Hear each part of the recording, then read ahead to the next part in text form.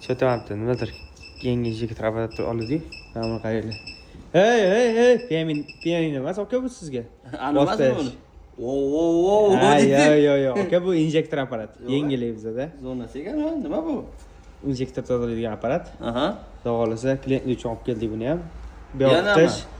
Bu qish. Ha. Qishda gazdan muammo bo'lib qoladi. Ko'plar benzinda yuraman deydi. Gaz zapravka. Mana bular o'tishmas ekan akalarimiz. Xudo xolasa. Xullas kalam, assalomu alaykum hammaga. Mana apparat olib kelibdi. Endi bu nima apparatdan injektor tozalaydigan narsa, men unaqa narsaga tushunmayman, lekin ukam aytdi, mana bu narsa qo'ysangiz zo'r bo'ladi akalarga, ukalarga, o'sha qadrdonlarga. Xullas mana shuni qo'ydik. Kelaverasizlar, joyimiz, manzilimiz do'ka qilib, Yashnobod do'ka qilib, rohatdan kelayotganingizda o'ng qo'lingizda bo'ladi.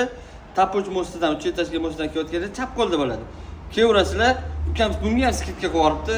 Ko'chada 150 ming qanchadir ekan va Matizdan tortib Gentrigacha qilib berar ekan 70 ming so'm.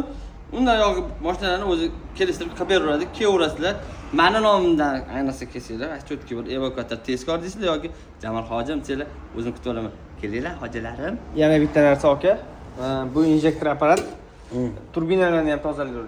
Yo'q. Turbinalarga ham mo'ljallangan apparat. Mashina ekan endi. Bu turbinali mashinalardan ham injektorni tozalaydi. Unda kelishaversin. Kelavringlar.